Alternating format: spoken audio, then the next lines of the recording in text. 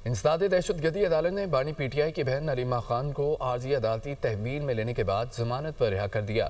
मुकदमे की मजीद समाअत 1 दिसंबर तक मुलतवी कर दी गई है। अदालत ने केस में ताखीरी हरबे इस्तेमाल करने पर मुलजमा को 8 गवाहान को 10,000 फीकस हर्जाना अदा करने का हुक्म भी दिया है।